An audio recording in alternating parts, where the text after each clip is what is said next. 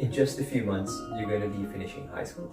And sooner than later, you're going to be asking yourself, well, what's next? You see, for the last few years, you've been running the same exact path. You go to school, do your homework, and you eventually and hopefully ace your exams. But now, you're staring down one of the biggest decisions of your life, and no one around you is really giving you any clear answers. Now, I can guarantee you most people around you are telling you you have two options. Either you go to university or you do a TAFE course.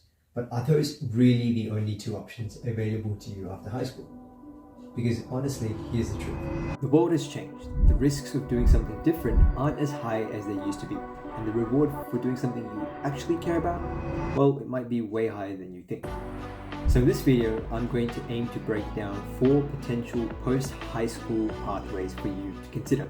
And for each one, we're going to go into what they actually offer, what you need to watch out for, and of course, how to start figuring out what's the right pathway for you. Now, before getting into any of that, let's actually explore what KISS is all about. Here at KISS, we're on a mission to make learning simpler, smarter, and more personal. We do that by hiring some of the best talent here in Australia, so students like you can get results and build skills that actually last beyond just school. If that sounds like your vibe, you can learn more about us using the links in the description.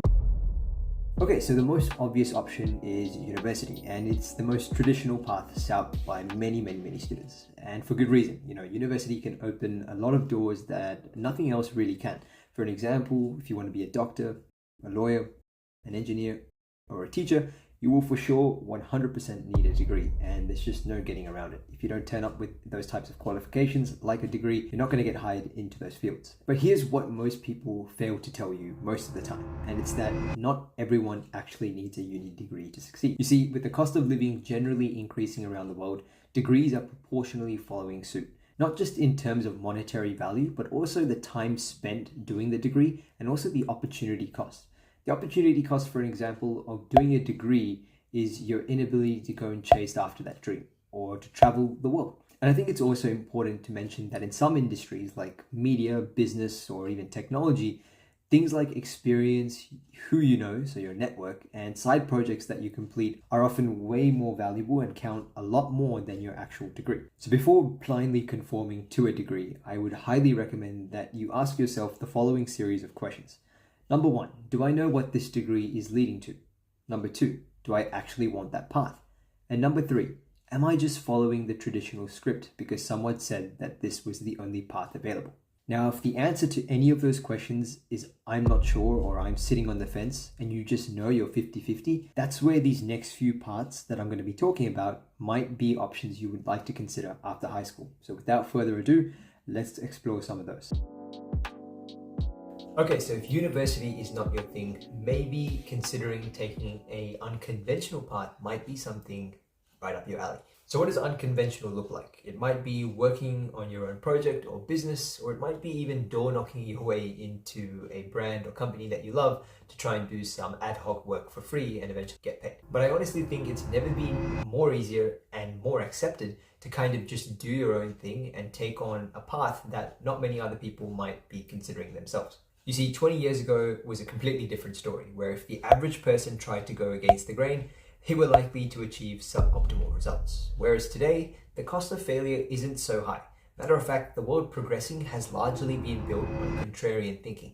And you just have to remember that contrarians are usually wrong. You get big wins. Contrarians can get big wins because when a contrarian is right, that's usually a gigantic win. So when you think about contrarian thinking today, it's honestly a widely accepted practice, and it's seen in a couple of different formats that you might be familiar with. For an example, creators, coders, startup founders, freelancers. So now if you're sitting there thinking, how can you be a contrarian thinker? How can you be unconventional? Well, one leverage point that you have access to simply because you're watching this video is the internet. Now, of course, it isn't all straightforward. There's a lot of uncertainty and unpredictability by taking on an unconventional path. For example, there is no set guideline or roadmap on how you should actually go about doing these things. And so, yeah, it can be really scary. But at the same time, I think this type of experience is experience that actually teaches you something about the process of learning, which is you learn best when you actually take actions and actually experience what it is you're going after. So I think a good reflection question to ask at this point, especially if you're contemplating whether or not university is for you, is if you had the next few years without having to go to university, what is it you would exactly do with your time? What would you build? What would you try and create in that 3 to 4 year span that would otherwise be spent doing university? Now, if you're still sitting on the fence, I think what you might need is not university, nor is it unconventionality. Maybe it's just clarity on your perspective. And the best way to get clear thinking is to honestly just get some peace and quiet. And so this next pathway is all about that. So let's get into it.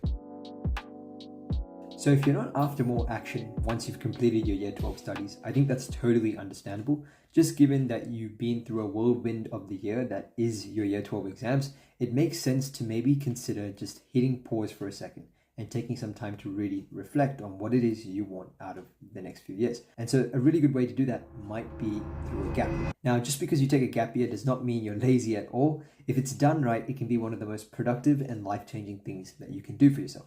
You get time to think, to grow up a bit, and even get some perspective on life beyond just studying and school. But if you're going to do a gap year, you need to make sure that there is intention and purpose for why it is you're doing what you're doing. And I think travel has some incredibly amazing payouts if it's done right. For example, travel can build an immense amount of confidence within you. It can give you the autonomy and independence to explore life on your own. It also gives you the opportunity to volunteer and work abroad. And those specific experiences overseas might help you figure out what you actually value in terms of career. So if you're going to take a gap year, I think the best thing you can do is ask yourself, what are you actually trying to learn from it? Is it about the world? Is it about yourself? Is it about how other cultures operate?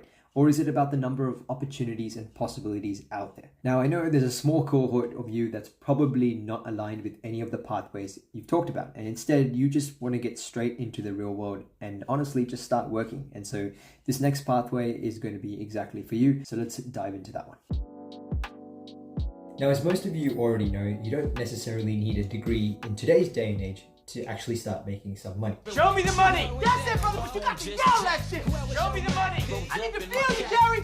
Show me the money! Jerry, you better yell! Show me the money! Of course, there are degrees and qualifications that are required for a specific type of occupations, which we talked about earlier. But honestly, I think if there are two things other than just your formal education that employers look for, it's these two things. Number one, your willingness to learn by taking small actions and steps and essentially testing your initiative to do things. And the second one being, can they actually work with you? Or in other words, your compatibility with the organization. Now, I think working straight after graduating high school is an incredibly valuable consideration to think about because number one, you can actually build up your savings relatively early on compared to your peers. And number two, you get to learn those lifelong and important real world skills that you otherwise wouldn't be getting in the classroom. Whether it be working in hospitality, admin, or the trades, all of these things will teach you a lot about pressure, people, responsibility, accountability, and unlike studying, of course, you're actually getting paid to learn. Now, a common route I'm seeing a lot of students take without a formal degree is actually in sales, whether it be tech sales or even in real estate. These types of occupations are becoming a lot more accessible and democratized, and so you can break into them without actually having any sort of formal education. And to be completely honest, these types of jobs are best learned through experience, not textbooks. So by working straight out of high school, you might actually discover a career path that you actually love, or you might shift away from something you thought you were interested in, but then through experience, you realize it's not for you. Or even just earning and saving enough money to fund a pivot to university later, or to take up more traveling, or to even fund your own business. Even 1 year in the workforce can give you clarity that 5 years in university might not just be able to give you at all. So after exploring all the potential pathways you can consider, hopefully you have a better understanding of what you can do after high school. Now, there's no correct answer, but there's honestly a better question that you should be asking yourself, which is what path leads to the most growth for you as a person? And not just check the next box. Whether that's a university degree or starting up your own project or taking a plane ticket to the other side of the world or just getting into work immediately, do what feels right to you, and of course that makes you feel happy. If you enjoyed today's video, make sure you consider subscribing to the KISS YouTube channel. And if you're after academic tutors that don't just help you ace your exams, but also teach you the right habits and skills for the future and essentially future-proofing yourself, then KISS Academic Tutors is the place to be. That being said, I'll catch you in the next one.